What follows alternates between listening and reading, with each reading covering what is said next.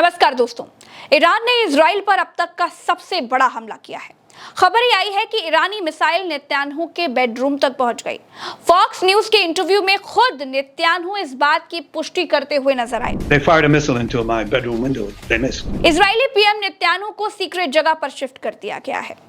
देखिए दोस्तों, Iran Israel पर दो तरफ से हमले कर रहा है, एक ईरान की तरफ से और दूसरा यमन की तरफ से, और इसीलिए इजराइल यमन और ईरान दोनों मोर्चों पर लड़ रहा है। ईरान ने इस बार इजराइल पर बहुत बड़ा हमला किया है। इस हमले में इजराइल के विदेश मंत्रालय, रक्षा मंत्रालय, power plants, oil refineries, gas refineries और इजरायली कब्जे वाले फिलिस्तीन को निशाना बनाया गया है। जब ईरानी मिसाइल इजराइल के तेल अवीव में अमेरिकी एम्बेसी पर गिरी तो दुनिया को ईरान के इरादे समझ में आ गए कि ये लड़ाई अब यहाँ नहीं रुकने वाली। या तो ईरान अब खुद को परमाणु संपन्न बनाकर रहेगा, या फिर ये लड़ाई अब विश्व युद्ध के मुहाने पर आकर खड़ी हो गई है। दोस्तों, तेल अवीव में बैठे अमेरिकी एम्बेसडर माइक हकाबे ने ट्वीट करके कंफर्म किया कि एम्बेसी पर ईरानी मिसाइल गिरी है और इमारत का एक हिस्सा क्षतिग्रस्त भी हो गया है। इसलिए इजराइल में अमेरिकी एम्बेसी को एक दिन के लिए बंद कर दिया गया है। हालात इजराइल में ऐसे हैं दोस्तों, खौफ इजराइल में ईरान का ऐसा है कि अमेरिकी एम्बेसी के लोगों को भी बंकर में छिपना पड़ गया। तो इजराइल के नेतन्याहू बंकर में है और उनका दोस्त अमेरिका भी बंकर से बाहर निकल नहीं पा रहा है। आपको याद होगा दोस्तों कि गाजा पर हमले के समय अमेरिकी अधिकारी और राष्ट्रपति तक सब इजराइल का दौरा करने जा रहे थे, लेकिन आज ईरान से युद्ध के समय हालात कुछ और हैं। ईरान ने इजराइल के हाइफा शहर में ऑयल रिफाइनरीज पर हमला बोला, तेल अवीव के पावर प्लांट पर मिसाइल हमला बोला, रक्षा मंत्रालय और विदेश मंत्रालय पर भी हमला किया गया। इजराइल में अब तक 20 लोगों के मारे जाने की खबर है, 1000 के आसपास घायल होने की खबर है। इसके उलट ईरान ने इजराइल पर जो हमला किया है उसमें करीब 350 लोगों के मारे जाने की खबर है, करीब 1500 लोग घायल बताए जा रहे हैं। अब सवाल ये उठता है दोस्तों कि इजराइल में मौतों की संख्या कम क्यों है? तो इसका जवाब ये है कि इजराइल पिछले 50 सालों से युद्ध ही लड़ रहा है, खास तौर पर पिछले 20-25 सालों से। तो उसके पास 20-25 सालों से ज्यादा की तैयारियां हैं, इसीलिए उसने इजराइल में हर बिल्डिंग में बंकर बनाना जरूरी कर दिया है।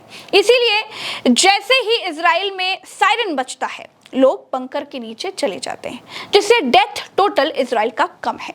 जबकि ईरान के तेहरान जैसे शहरों में आम लोगों के लिए इतने बंकर नहीं हैं। इसीलिए जब इजराइल ईरान के सिविलियन इलाकों पर हमले करता है, लोगों के मरने की संख्या ज्यादा निकल करके आती है। ऐसा नहीं है कि ईरान ही इजराइल पर भारी बमबारी कर रहा है दोस्तों, इजराइल भी ईरान पर हमले कर रहा है। इजराइल ने ईरान की राजधानी तेहरान और बुशहर में सबसे ज्यादा हमले किए। बुशहर में गैस रिफाइनरी है और तेहरान में ऑयल रिफाइनरी। तेहरान के पास ही परमाणु लैब भी है, जिसे बर्बाद करने की कोशिश इजराइल बार बार कर रहा है और बंकर बस्टर बमों और मिसाइलों का इस्तेमाल कर रहा है। इजराइल का प्राइम टारगेट ईरान के भीतर परमाणु साइंटिस्ट हैं, मिलिट्री बेस हैं, एयर डिफेंस सिस्टम है, मिसाइलों के अड्डे हैं, ऐसा इजराइल कहता है, लेकिन बम वो सिविलियंस पर गिरा रहा है। तेहरान में भी अरबों डॉलर की हानि बताई जा रही है। दोस्तों, इजराइल ने ईरान के भीतर कुछ स्पॉट आइडेंटिफाई किए हैं, जैसे तबरेज, तेहरान, ओम, खैरमन शाह, इस्फाहान, नंतास, शिरेस। इन जगहों पर इजराइल बमबारी कर रहा है। इजराइल ने भी ईरान के रक्षा मंत्रालय को निशाना बनाया है। इसमें 15 के करीब बड़े कमांडरों के मारे जाने की खबर आ रही है। ईरानी मीडिया के मुताबिक ईरानी सुप्रीम लीडर आयतुल्लाह खामनेई के सीनियर एडवाइजर अली शमखानी की इजराइल के हमलों में मौत हो गई है। फिर भी ईरान जिस तरह का जवाब इजराइल को दे रहा है, वो अमेरिका और इजराइल दोनों ने कभी एक्सेप्ट नहीं किया था।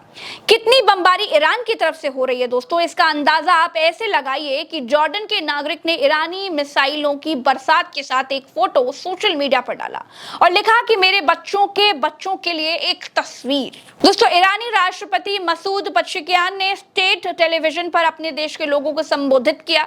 उन्होंने लोगों का हौसला बुलंद रखने के लिए कहा, हर शहीद के बाद सैकड़ों लोग आएंगे जो देश का झंडा बुलंद रखेंगे। पज़ेश्कियान ने कहा, हमारे देश के सभी लोगों को इजराइल के हमलों को रोकने के लिए हाथ से हाथ मिलाकर खड़ा होना चाहिए। तुर्की भी ईरान के साथ आ रहे हैं। तुर्की के राष्ट्रपति एर्दोगन ने सऊदी कॉमन प्रिंस मोहम्मद बिन सलमान से फोन पर बातचीत की और कहा कि ईरान पर हमला इस बात का सबूत है कि Israeli PM Netanyahu middle east की शांति के लिए खतरा है। एर्दोगन ने कहा, तनाव कम करने के लिए इजराइल को रोकना जरूरी। इस बातचीत के जरिए न्यूक्लियर विवाद का हल निकल सकता है। एर्दोगन ने ईरानी राष्ट्रपति मसूद पेजेश्कियान से भी फोन पर बातचीत की है। अब सवाल ये उठता है दोस्तों कि इजराइल और ईरान की लड़ाई से भारत को क्या फर्क पड़ेगा, इस लड़ाई से हमारा क्या लेना देना है। तो पहला फर्क तो ये पड़ सकता है दोस्तों कि हवाई सफर महंगा हो सकता है, क्योंकि पाकिस्तान अपना एयर स्पेस भारत के लिए पहले ही बंद कर चुका है। अब ईरान, इराक, जॉर्डन और इजराइल का एयर स्पेस बंद होने से जो भारतीय विमान अमेरिका, कनाडा, यूरोप जा रहे थे उनको घूम करके जाना पड़ेगा, जिससे फ्लाइट की जो टिकट्स हैं वो महंगी हो जाएंगी। दूसरा फर्क ये पड़ेगा दोस्तों कि तेल की कीमतें बढ़ जाएंगी। सिर्फ 3-4 दिन की लड़ाई में क्रूड ऑयल की कीमतें 20% तक बढ़ गई हैं। तीसरा फर्क ये पड़ सकता है दोस्तों कि तेल लेकर के जहाज स्वेज नहर हैं, जो कि इजिप्ट और इजराइल के बीच में पड़ती है। अगर मान लीजिए महंगे तेल का फर्क नहीं भी पड़ता है, तो अगर जहाजों के आवागमन पर रोक लगी तो तेल का आयात ठप हो सकता है, या फिर तेल के जहाजों को साउथ अफ्रीका की तरफ से बड़ा चक्कर लगा करके आना पड़ सकता है। तो इस लिहाज से तेल की किल्लत हो सकती है। चौथा फर्क ये पड़ सकता है दोस्तों कि युद्ध लंबा चला तो डॉलर की डिमांड ज्यादा बढ़ सकती है। लोग उसे सेफ हेवन असेट के तौर पर देखने लगेंगे। इससे डॉलर और मजबूत हो सकता है।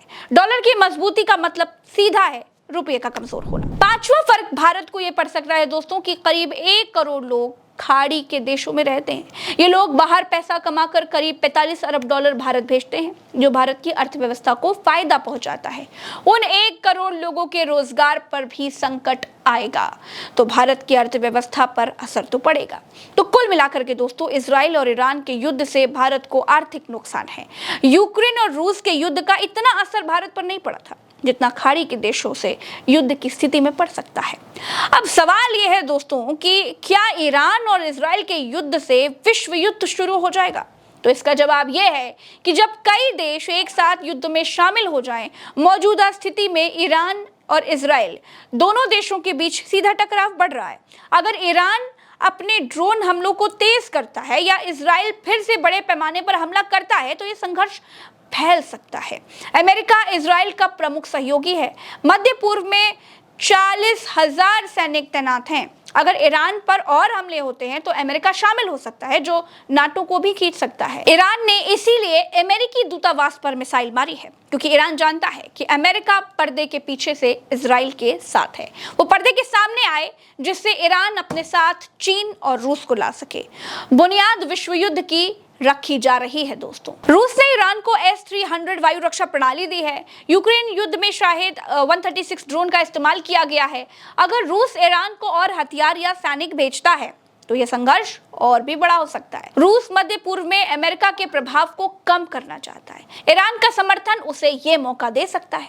चीन ने ईरान के साथ 400 अरब डॉलर का ऊर्जा समझौता किया है। इसे रणनीतिक साझेदार माना है। उसने इजराइल के हमले को अस्थिरता फैलाने वाला बताया है।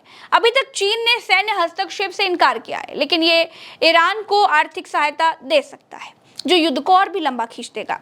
चीन मध्य पूर्व में अपने तेल और गैस हितों को सुरक्षित रखना चाहता है। अगर इजराइल अमेरिका गठबंधन मजबूत हुआ तो चीन ईरान के साथ खड़ा हो सकता है। जॉर्डन ने ईरान के ड्रोन को रोकने में मदद की, लेकिन सऊदी अरब और यूएई तटस्थ रहना चाहते हैं। तुर्की ने मध्यस्थता की पेशकश की, लेकिन इजराइल के साथ उसके रिश्ते तनावपूर्ण हैं। तो खाड़ी के देशों के बीच ये मसला चल रहा है दोस्तों। आज की तारीख में इजराइल ने ईरान की शक्ति को भांपने में भूल की है। इसका खामियाजा उसे उठाना पड़ रहा है। परमाणु बम बनाकर ईरान इजराइल का इतना नुकसान नहीं करता जितना नुकसान बिना परमाणु बम बनाए वो कर रहा है। दोस्तों, प्रज्ञा के पन्ना पर फिलहाल इस वीडियो में मेरे साथ इतना ही। चलते हैं, चैनल को सब्सक्राइब जरूर कीजिएगा। राम राम, दुआ सलाम, जय हिंद। दोस्तों, युद्ध किसी भी चीज का हल नहीं है। दुनिया में कोई मसला लड़ाई से हल नहीं होता। आखिर में बातचीत की टेबल पर आना ही पड़ता है। लेकिन जो देश, जो लोग बड़ी शक्ति हैं, अहंकार में हर किसी से भिड़ जाते हैं, उनको कहीं ना कहीं कोई ना कोई सवा शेर तो मिल ही जाता है। जैसे ईरान इजराइल को मिल गया है। बिना अमेरिका की मदद के ईरान के आगे इजराइल टिक नहीं पाएगा। लेकिन सबको ये मालूम है कि पर्दे के पीछे अमेरिका है। फिलहाल इतना ही। नमस्कार।